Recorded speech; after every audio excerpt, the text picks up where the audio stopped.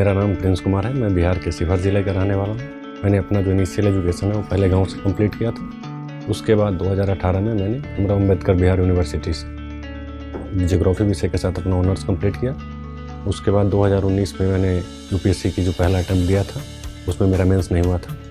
उसके बाद 2020 में मैंने दूसरा अटैम्प्ट दिया, जिसके अंतर्गत मैं इंटरव्यू दिया था बट मेरा सिलेक्शन नहीं हुआ था। 21 के अटैम्प्ट में फाइनली मेरा सिलेक्शन हुआ और 2022 में मैं फिर से इंटरव्यू दे रहा हूँ।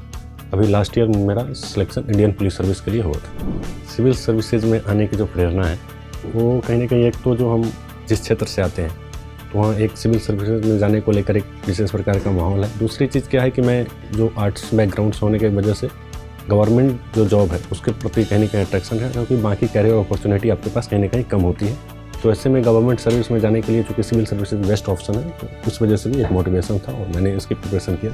सफलता का श्रेय सबसे पहले तो पेरेंट्स को जाता है कि उन्होंने एजुकेशन के लिए प्रमोट किया, और उसके अलावा बचपन से लेकर अभी तक जितने भी टीचर्स ने हमें पढ़ाया है और जो फ्रेंड्स जो हमारे साथ थे लगातार इस तैयारी के दौरान, उन सबको।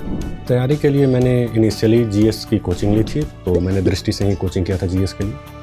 उसके अलावा इनिशियल मैंने और अन्य संस्थानों से मैंने अपना ऑप्शनल जो मेरा पहले ज्योग्राफी था उसकी कोचिंग किया और उससे मैंने अपनी तैयारी आरंभ की थी। हालांकि फिर बाद में मैंने अपना ऑप्शनल चेंज किया था और मैथ लिटरेचर से एग्ज़ाम दिया था। तो इस तरीके से मेरी तैयारी आरंभ हुई। सामान्य अध्ययन को लेकर अगर सोर्सेज की बात करें तो मेरा जो वो था कि मिनिमम सोर्स रखा जाए और उसी से पढ़ा जाए। तो कुछ सब्जेक्ट्स के लिए मैं क्लास नोट्स पर रिलाई किया था, जो मुझे लगा कि ये क्लास नोट्स से काम चला जाएगा। जैसे हिस्ट्री का जो नोट्स था तो मैंने क्लास नोट्स उससे अध्ययन किया।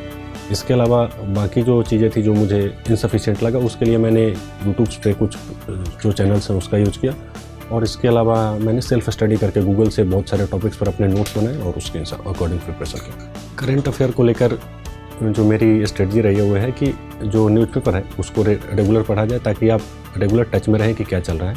और उसके बाद मैं जो कंपाइलेशंस होता है, अर्ली कंपाइलेशंस, वो पढ़ता था।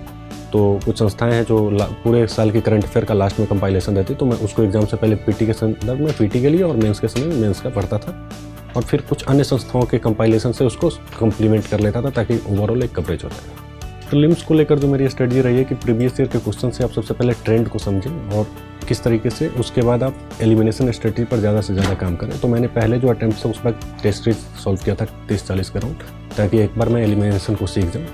देन उसके अकॉर्डिंग सब ज़्यादा क्वेश्चंस कर पाते हैं और उसके अकॉर्डिंग सबका, और इसी वजह से मुझे लगता है कि मेरे जो चारों प्रीलिम्स थे वो पॉजिटिव रहे। मेंस को लेकर जो स्ट्रेटजी रहती है वो यह रहती है कि जो टॉपिक्स हैं उस पर आपकी जो इंपॉर्टेंट टॉपिक्स है उस पर एक आपके पास नोट्स होना चाहिए, और दूसरी चीज़ कि आप उसको रिवाइज करें और एक अगर सिनॉप्सिस बना पाते हैं तो वो ज़्यादा बेहतर रहता है। और उसके अलावा टेस्ट सीरीज बहुत ज़रूरी होता है, तो आप टेस्ट लिखिए और अपने आंसर राइटिंग क्वालिटीज़ पर लगातार इम्प्रूव किया।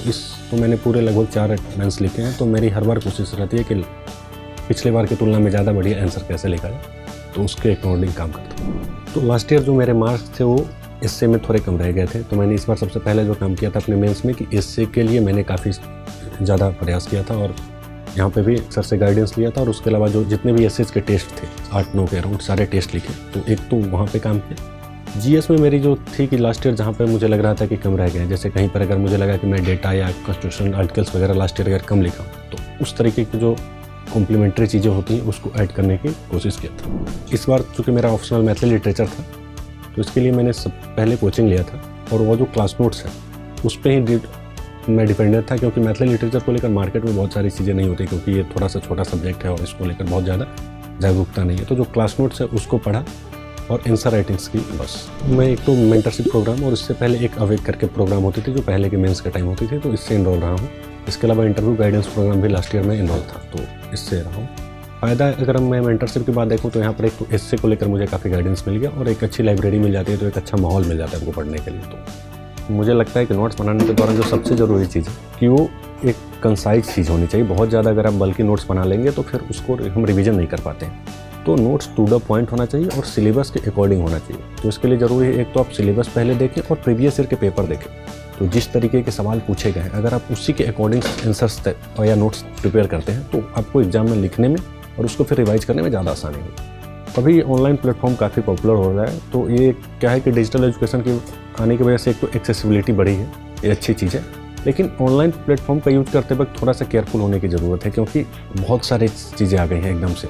तो बच्चे कंफ्यूज हो जाते हैं, ये भी पढ़ना है वो भी पढ़ना है, तो उसमें कहीं ना कहीं कन्फ्यूजन क्रिएट होता है। तो कोई भी एक प्लेटफॉर्म आप सिलेक्ट करिए, ये क्या दो जो आपको ज़्यादा ऑथेंटिक लगती है और उस पर ही रिलाई कीजिए, रेदर देन कि 10 सारे प्लेटफॉर्म्स को एक साथ यूज़ करना। प्रीलिम्स को लेकर तो मैंने कोई ऐसी टेस्ट सीरीज ज्वाइन नहीं किया था, बल्कि मार्केट से जो टेस्ट सीरीज मिल जाते हैं तो उसको लाकर रूम पे ही सॉल्व किया, तो वो मेरी स्ट्रेटजी। हालांकि इस बार तो मैं बहुत कम टेस्ट सॉल्व कर पाया था क्योंकि टाइम कम था मेरे उस दोनों के बीच में। तो मेरी स्ट्रेटजी रहती है कि प्रीलिम्स के टाइम आप अलग अलग इंस्टीट्यूट्स जो है ना, उसके 4-5 इंस्टीट्यूट्स के कुछ पेपर्स लाइए और उसमें अलग अलग टाइप के आपको सवाल मिल जाते हैं। उसको सॉल्व करके आप अपनी गलतियों को सीखने की कोशिश कीजिए कि आप किस टॉपिक्स पे ज़्यादा क्वेश्चंस गलत कर रहे हैं, आपके गलत क्वेश्चंस क्यों हो रहे हैं। तो इससे आपको अपनी कमजोरी का अंदाज़ा लगेगा और उसके अकॉर्डिंग फिर आप उसको एग्जाम्स में इम्प्लीमेंट कर सकते हैं। मेंस को लेकर मैंने टेस्ट सीरीज ज्वाइन किया था और फिर उसको मैंने लगभग 10 के अराउंड मैंने इस बार मेंस के लिए जीएस में टेस्ट लिखे थे, देन ऑप्शनल के टेस्ट और एसए।